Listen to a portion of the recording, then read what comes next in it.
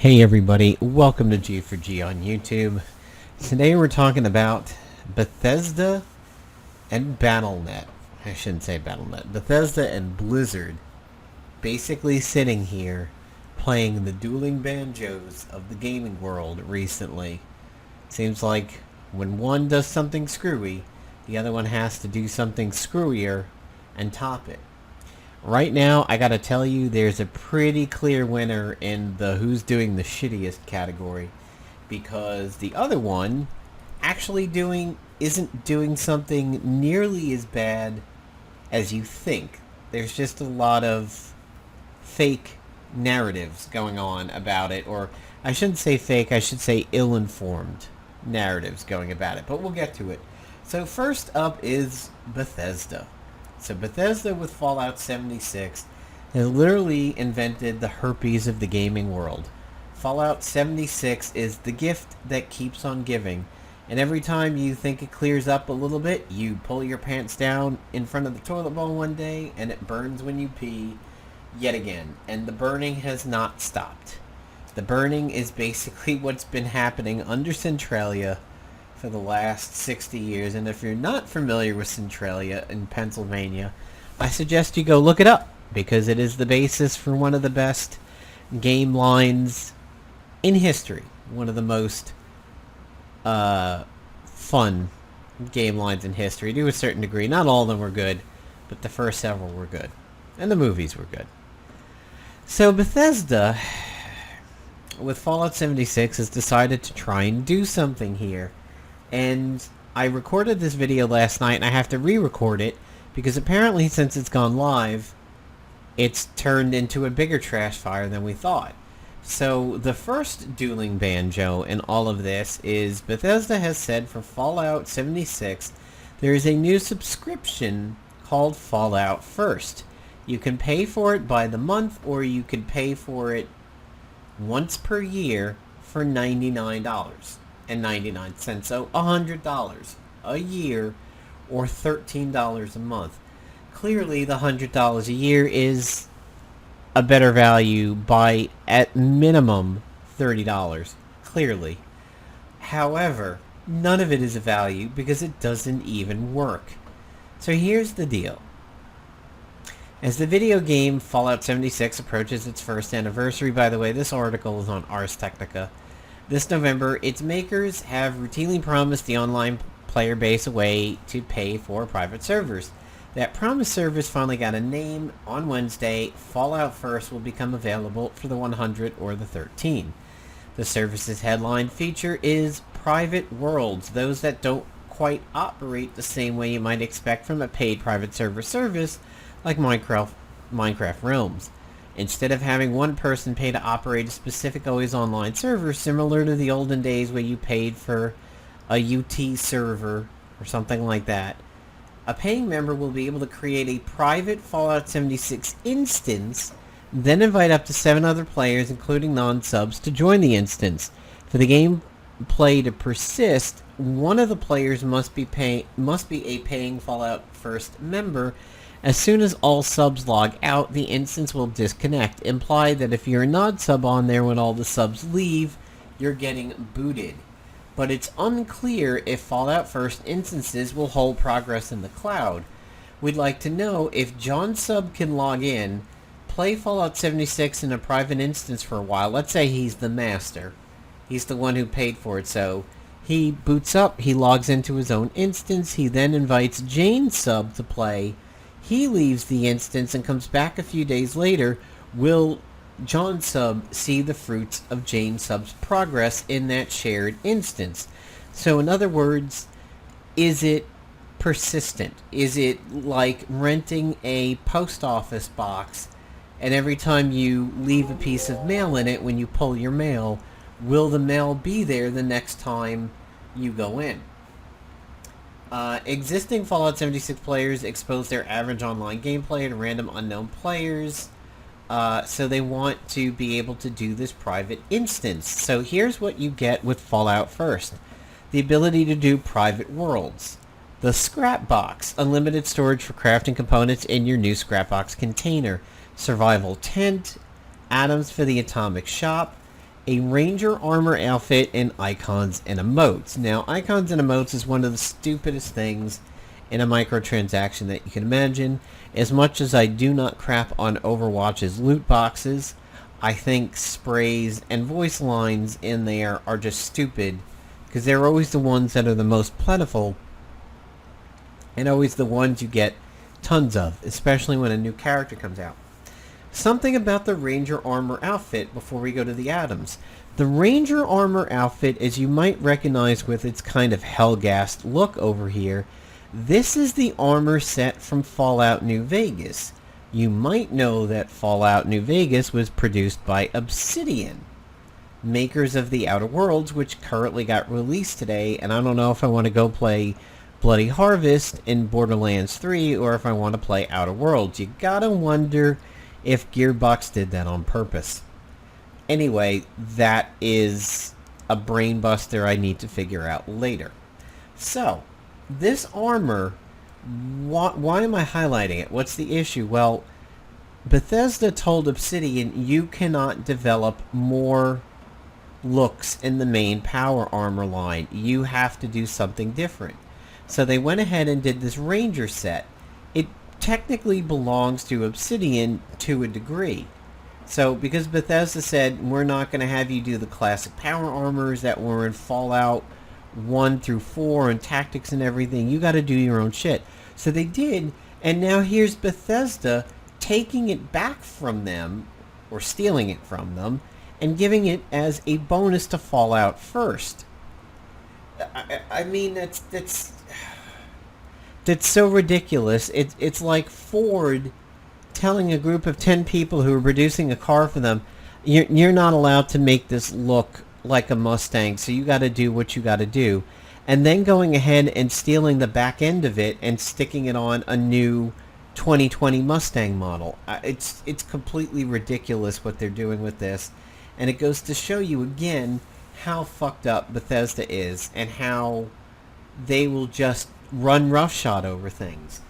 If you're not familiar with Fallout 76's history, here's a little bit of a quick synopsis of it. During the beta, about a year ago, the beta highlighted many gameplay issues that could not be fixed in time for the live version. And certainly they weren't. The Bethesda, when they released that beta client for this game, they were basically giving you early access, a free early access, maybe to whet your appetite for the game. Well, it unwhetted a lot of appetites. And even though I didn't play it, hearing about it unwhetted mine. I played 1, I played Tactics, I played 3, I played 4. 3 and 4 I got most of the way through, but didn't complete either as I just stopped playing them for some reason. But when I knew 76 was coming, I was actually a little bit interested. I don't think I wanted to pay for a full game or pay for a sub if there'd be a sub, but I maybe would have tried it. Well, when I heard what was happening in the beta, I had no desire to try it, and then soon after, when it went live, it became the biggest clown fire in history. The helmets recently from the big pre-order pack had to be recalled. All of them had to be recalled because of mold issues. The jackets that were in the store looked nice and everything online, and when they showed up, they were a folded up, wrinkled up piece of crap, as people were pointing out. The canvas bags you were supposed to get with the special version showed up for most people as nylon tent material.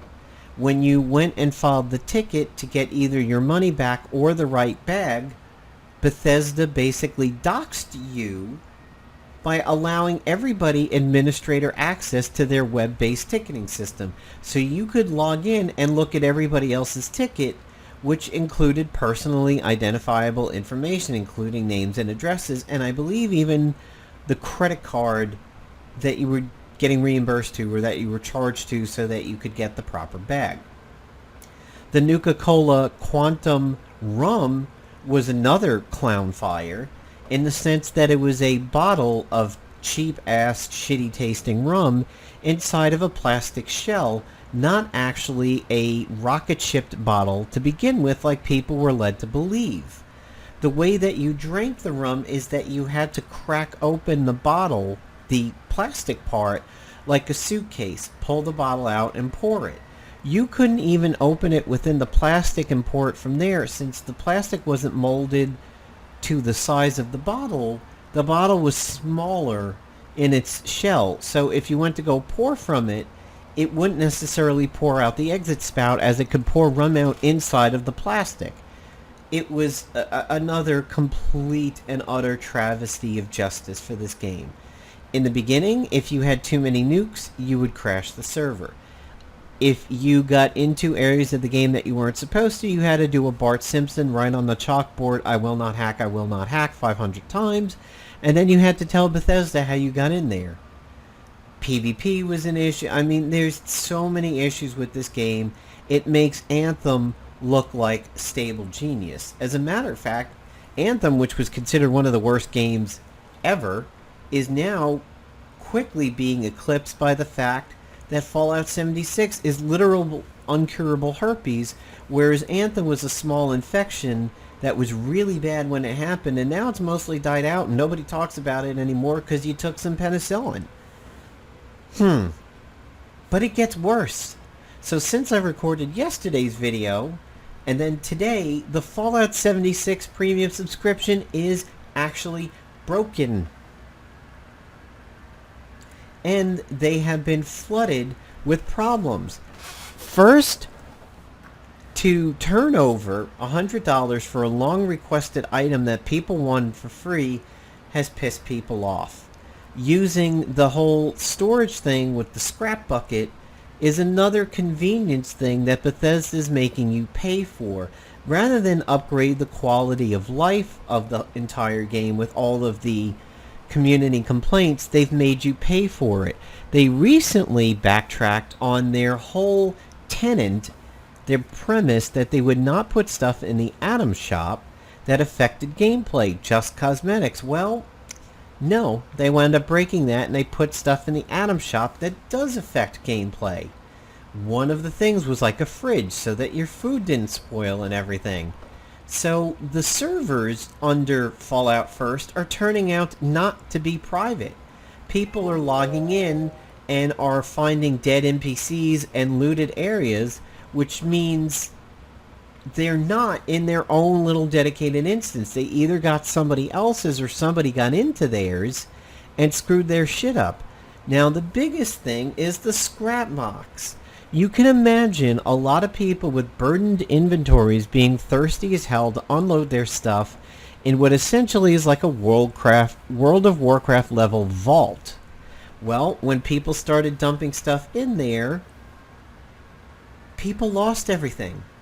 One reported bug, according to Polygon, seems to involve using the scrap box in another player's world and then finding the deposit has vanished both there and in the player's own private world. At any rate, scrap boxes should be avoided until the issue is acknowledged and cleared up. The player in this instance says they submitted a support ticket about this problem and heard back from Bethesda, though they have no hope to recover their resources. Bethesda has been charging you for a full-priced game that is worth no more than a $2 game tag, or price tag on the game. Bethesda has literally been treating the world's population that plays this game as beta testers. I cannot imagine what their bug hunting staff is like when all this kind of shit happens that has been happening since the beginning of the game. And the fact that it comes out to the public this way, and the public constantly has to tell them, you guys have made it burn when IP again, the clown fire's back. They barely do anything, and then if they do, they wind up charging you for it. So Bethesda Softworks representative said that an update to private world settings will be coming soon to allow players to control all access to their servers. They also examined the scrap box and private server recycling issue. For scrap boxes, Bethesda said, a small number of players with a large quantity of scrap are experiencing a display issue causing their scrap box to appear empty. Appear? I'm sure it actually is empty. Otherwise, the reps would have been able to say, I logged into your instance and I saw the stuff sitting there. The studio thinks this is a user interface issue and players have not lost any scrap. They should still be able to access it when crafting from workbenches as usual. We're actively working to address this issue both internally and using the data and characters folks from the community that have been provided to us. Regarding recycled servers, Bethesda denied that players are getting used to recycled worlds. Clearly not, but when a Fallout First member starts a private world, a dedicated world is launched on the Amazon Web Services server, AWS, for those who don't know. Players who have seen looted containers upon login may be experiencing the expected behavior upon logout and login. What does that even mean? Loot is instanced for each player in containers. As Fallout 76 players know, if you loot a container on one server, then log out and log back into another server, the container remains in a looted state for a period of time. People don't seem to be saying that they've looted this stuff. They're just seeing, like, corpses and everything. I get what they're saying. It's sort of like World of Warcraft's boss loot. If you go into the current raid tier and you kill the first boss and you get loot from them, with your guild, you cannot then go to the looking for raid difficulty, kill that boss, and, well, you will get loot from them. I take it back. If you kill it with your own guild on your ID and then you join your friend's guild on their ID just to help them out, and you kill the first boss, loot will not drop for you. You can still attempt to get a bonus roll on it, but the loot table is considered off your table for the week until the reset. That's probably what they're trying to say here, but it remains to be tested. And people need to come up and say, well, I've never killed this creature, I've never looted this container in any world ever, but when I go to the private server, like, this thing is dead and the chest is open and everything like that. I don't know, but to me it seems like Bethesda's making two poor excuses over there. So the second part of this video is dealing with the fact of BlizzCon. There has been a narrative going around that, oh no, Blizzard is a bunch of cowards. They've gone ahead and canceled the QAs.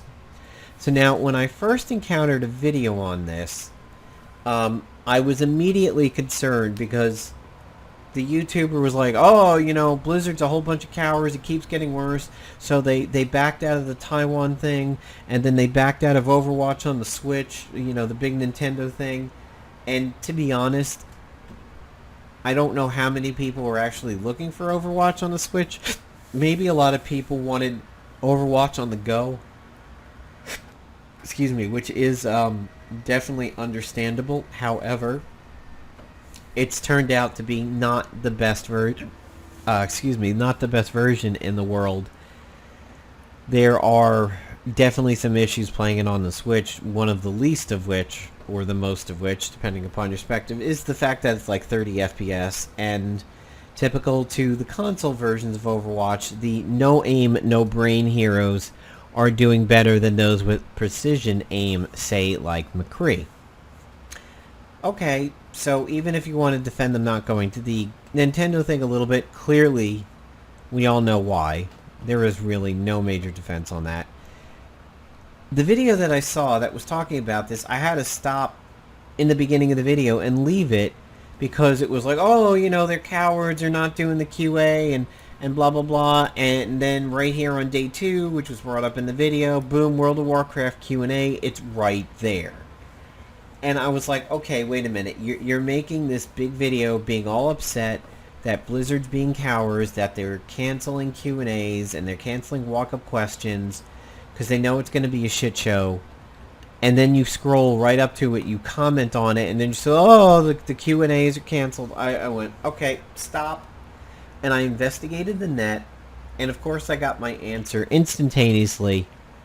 And before I get into it, look people, whether it's my videos, whether it's other videos, whether it's a Twitter post or Facebook post or Reddit post, anytime you consume media, be it media against your perspective and opinion or for your perspective and opinion, you absolutely should do further research than simply taking the word of the person puking up bird food into your throat as you look to consume content.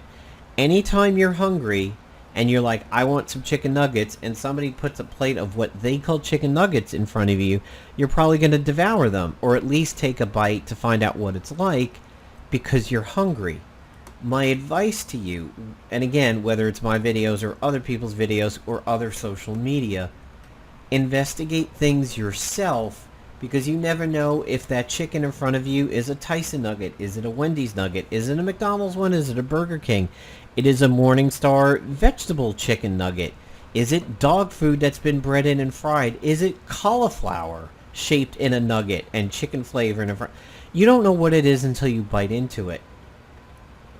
That's what I'm telling you to do. Have critical thinking. Immediately question something and do your own research, because I knew it wasn't right, and I knew the fact that he highlighted that there was a Q&A, and that's the only one they do.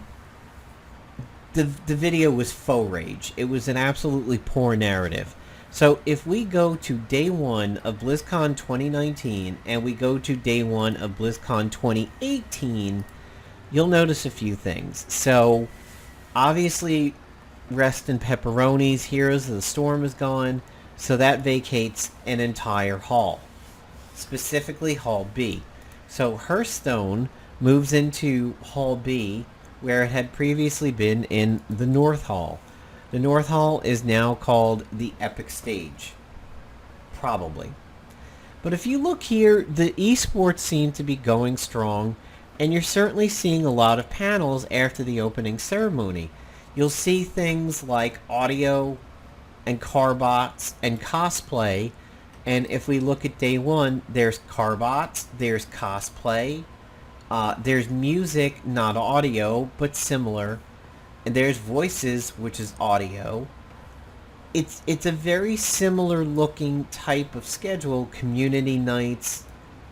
And you're like, okay, but then where's the Q&A? Well, if you go to November 2nd of this year, and you go to the second day last year, there's the World of Warcraft Q&A, and then there's that Diablo one at the end. Well, here it started at 1:30, but this year it starts at 5:15.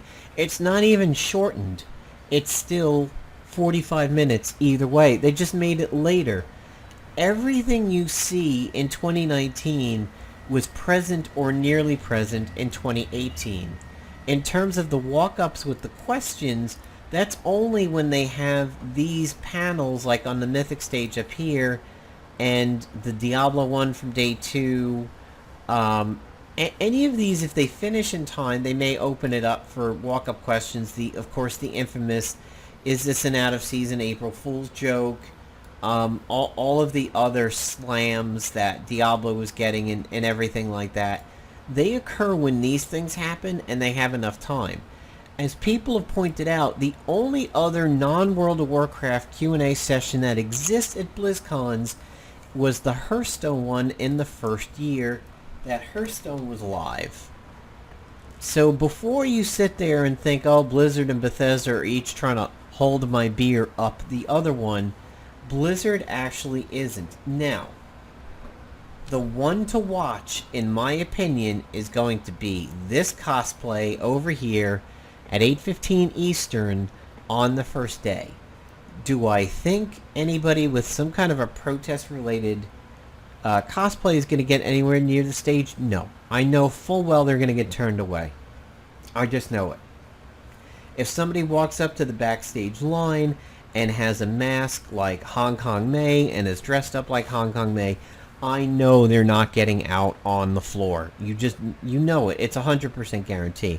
However, if somebody has folds and pockets on their cosplay and everything like that, I wouldn't put it past at least one person to do some kind of bring out the article of clothing or bring out the sign of whatever from a fold of clothes, and they're going to do an O'Doyle rules kind of moment.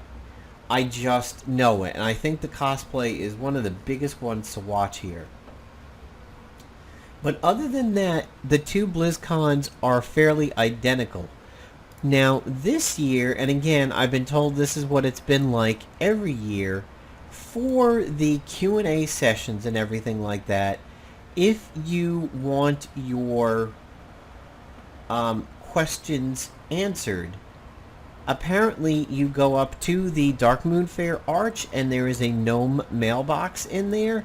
And you go up to the gnome mailbox, and you put in your question, and if they pick it, they'll answer it. Do I think there's going to be troll questions in there? Yes. Do I think somebody's going to read that out loud on a stage at some point? Absolutely not. I think they're going to protect as much as they can, but I'm sure something's going to leak out. So you might be saying, okay, Napalm, you've stood against Blizzard and what they've done. You've written a press release that you feel is better and will save Blizzard's face a little bit on this. What is your opinion on Blizzard? Are you going to be boycotting them or not? And like I've said in the videos, I can't boycott them. First of all, from a morbid perspective, a morbid curiosity perspective, I'm keeping my video Blizzcon tickets, my virtual Blizzcon tickets, so that I can see this tire fire unravel in my own home. I took the Friday off, and I took the Monday off for just a little bit of a nice flanking weekend over there. I fully expect there's going to be something. And it's going to be on video for at least a few before it gets clamped down. The other part of it is there are certain Blizzard products I could give up and certain ones that I can't. World of Warcraft, it is not on the table for me to get out of that. I am a guild leader. I am a raid leader. I'm a main tank. I can't just quit the game, especially when I have a guild full of people and an aligned guild with us. Nobody's quitting there because of this particular issue. So I would be spiting my nose to take it off my face to turn a couple turns there, a couple phrases there. I would be cutting off my own nose to spite my face if I just quit. So that's not really an issue. I could never play Hearthstone again and would be happy, as I rarely ever do it. I could probably never play Diablo 1, 2, and 3 ever again, as I only play Diablo 3 maybe once every month and a half. I'm not a key modifier type person in World of Warcraft, so I don't particularly attempt it in Diablo. I mean, I have a max Demon Hunter. That's what I've really done there. Heroes of the Storm and Overwatch are too much fun for me to quit, and what Blizzard has done isn't enough to make me quit those products. However, one that I could conceivably quit is the remastered Warcraft 3. I could get my money back on that and return it. I don't know if I would wind up losing the perks, though, like the mounts and everything. So, do I agree with people quitting Blizzard at a protest and everything like that? Absolutely. You have every right to do what you want to do. And in this case, I support it. People should speak with their wallets and money, because if enough Americans drop to essentially be equal or greater than the profit that they would get out of China, then the best thing to do is be insular, be isolated, cater to the United States people to bring them back online and get them paying for their tickets again, and then screw China. China makes it tougher for Blizzard anyway because of the censorship that they need to do in World of Warcraft all over the place. So, yeah, they painted themselves into a corner. They have not been able to unpaint themselves in time. So I think we're going to be dealing with something quite bad at BlizzCon. However, the narrative that they're canceling Q&As and they're doing something different with the tickets and everything this year, or the questions, that's not true. And don't believe it if you hear it. And again, I state, whenever you hear things like that, immediately turn around and do your research and find out. This same YouTuber is also the one that said, Brie Larson said, Captain Marvel is not for old white men. And really, it was the quote about her talking about a movie called Wrinkle in Time. But the way that the video was presented and the way that he does those two sentences, he also makes it sound like she said it about Captain Marvel, which, if you're pissing off literally at least half of your fan base, people who want to watch comic movies just to watch comic movies, and people who were led to believe it's very important for Infinity Wars and Endgame, which it turned out not to be, you are going to alienate half of your population that could go see this, and a specific subset, and that is anybody who feels they consume all comic media. And you're losing diehard fans rather than trying to just be inclusive and rope in new fans that have never been roped in before. The way that it was said in that video made it sound like she said it of both Captain Marvel and Wrinkle in Time, which got me pissed, got me ready to do a video saying, how bad this is. But then I paid attention to the sources where the original quote actually was, and she only meant it for Wrinkle in Time and nothing else. So this YouTuber needs to be taken with a grain of salt, unfortunately. And right now, forget the salt, he's got a large amount of egg on his face for releasing that video, saying, oh, Blizzard is cowards, and, you can't do the Q&A because they don't want to deal with Hong Kong stuff. And again, I say they're going to have an old Doyle Rules moment somewhere in here, like the grab 'em in the pussy guy, but I don't expect persistent issues. I don't even expect the protest to be right outside Blizzard so much as move down a block or two. But anyway, that's the video for today here. So the clear winner is definitely Bethesda in terms of the it burns when you pee trophy. Blizzcon really can't, or Blizzard can't really hold a candle to how bad Fallout 76 is. And I mean, the laughable thing is it's a full price game and they're trying to entice you to spend $100 on a full price game plus whatever you've spent to get stuff out of the Atom Shop over there. So let me know what you think below. Let me know if you think Bethesda has clearly won this battle, since Blizzard is doing far less wrong than initially reported on, even though they're still shit for what they handled with Blitzchung. So, peace out, everybody. Have a good one.